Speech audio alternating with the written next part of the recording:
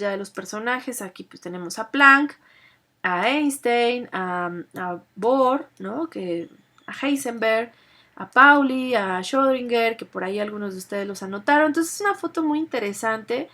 Decían algunos comentarios de algunos personajes que han hecho biografías de de estos personajes y de la época, que los restaurantes de la zona donde ellos trabajaban, sus laboratorios, tenían prohibido tirar servilletas porque a veces hacían ahí anotaciones de lo que discutían durante el desayuno o la comida, las olvidaban, las tiraban y luego regresaban por esas servilletas, ¿no? Bueno, son anécdotas.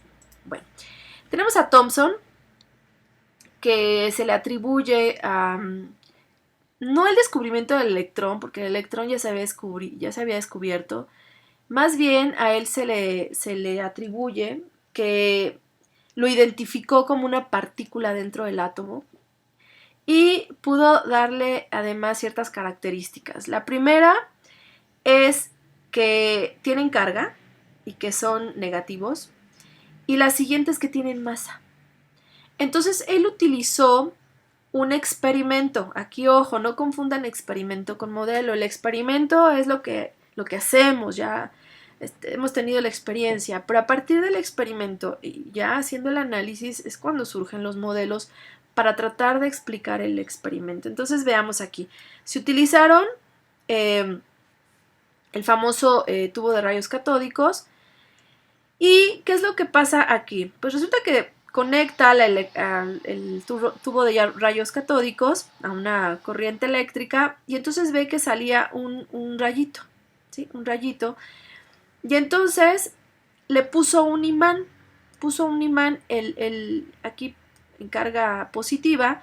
Entonces el rayito, cuando salía, en lugar de seguirse derecho, si ponía el lado positivo del imán, el rayito se iba hacia arriba por atracción. Si aquí estuviera el imán con la parte negativa, entonces el rayito se iba hacia abajo por la repulsión. Y entonces ahí, con ese experimento, él dedujo que esos rayos que salían, pues tenían una carga negativa, porque cuando ponía la parte negativa del imán, pues se iban hacia abajo. Y que cuando ponía la parte positiva, se iban para arriba. Entonces, los rayitos viajaban del lado positivo hacia el lado negativo, ¿sí? Por eso es que le llamó rayos catódicos. Después hizo otro experimento interesante en el que puso una cruz y una ruedita que se mueve, y cuando salían los rayos hacían que se formara la sombra aquí de la cruz, es decir, se detenían con la cruz o hacían girar esta ruedita como la que usan los hámsters. Entonces él dedujo a partir de estos experimentos que esos rayos tenían masa, porque si no hubieran tenido masa, pues no se hubiera visto la sombra ni tampoco hubieran movido esas rueditas, ¿no? Entonces, ¿qué es lo interesante de Thomson? Bueno, pues ya lo mencioné, él atribuye al átomo esa carga negativa dada por los electrones, que además tienen masa, ¿no? Entonces aquí está otra vez el experimento, y entonces el modelo que él propuso a partir de estos resultados experimentales fue, bueno, significa que el átomo tiene partículas negativas que están incrustadas ahí, pero seguramente él pensó, bueno, pero esos electrones no pueden estar solitos, no pueden estar ahí, algo los tiene que estar atrayendo. Entonces él supuso que toda la masa era una cosa cargada positivamente y que los electrones estaban ahí incrustados por esas atracciones de cargas opuestas. Y entonces es lo que se le conoce como el famoso budín de pasas. Yo no sé de dónde salió esa idea, pero pues es una manera didáctica para que ustedes lo comprendan, ¿no? Entonces aquí está el modelo de Thomson. Obviamente, las limitantes, pues es que del modelo, pues es que no es así, no se cree que sea así el átomo. Vamos a ver el siguiente personaje. El siguiente personaje, que es Rutherford, que es muy interesante el trabajo de Rutherford. Él también hizo experimento, y las aportaciones más importantes de Rutherford, anótenlo en el cuaderno, son que identificó que hay un núcleo y que la mayor parte de la masa del átomo se encuentra en ese núcleo, es decir, es un núcleo muy denso, porque además es muy pequeñito ese núcleo, ¿sí?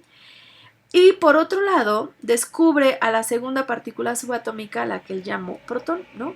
Protón por primero.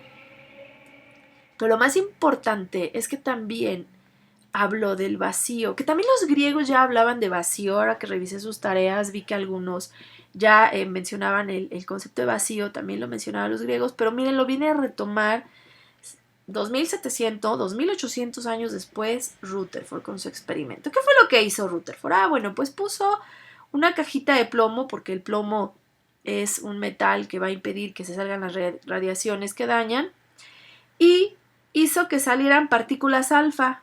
Si estuviéramos en examen, eso sería una pregunta de examen. La partícula alfa tiene carga positiva, ¿no? Entonces ahí está la parte. Y puso una placa de oro, ¿sí? Ese es el experimento. Esa placa de oro, él la hizo tan delgadita, que él supuso que era una monocapa de átomos.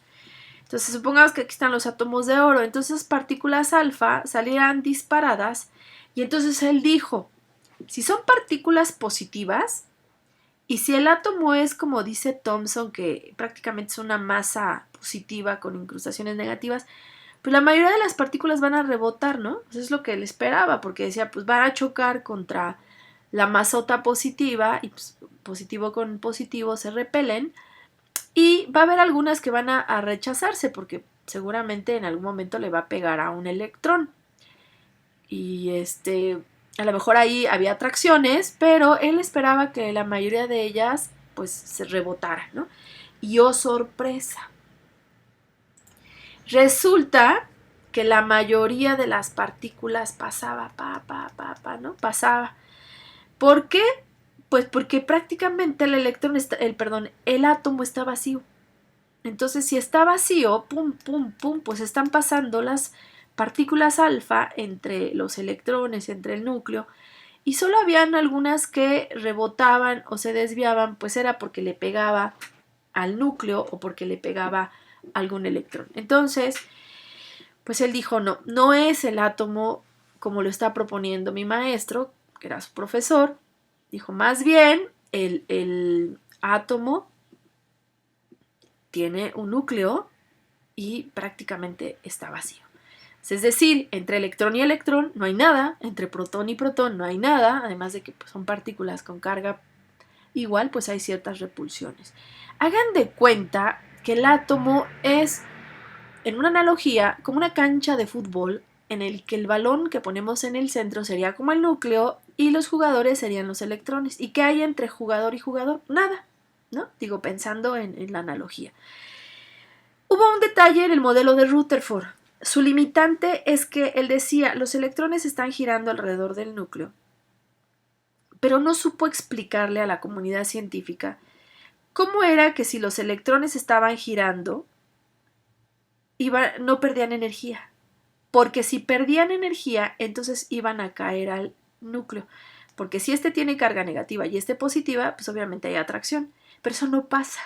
Entonces él no supo explicar por qué los electrones no se caían al núcleo después de girar y girar y girar y girar constantemente. Entonces aparece Bohr para tratar de resolver esa limitante del modelo y la explicación de Rutherford. ¿Qué es lo que propone Bohr? Dice, pues es que realmente el electrón está girando con una energía constante que no se acaba.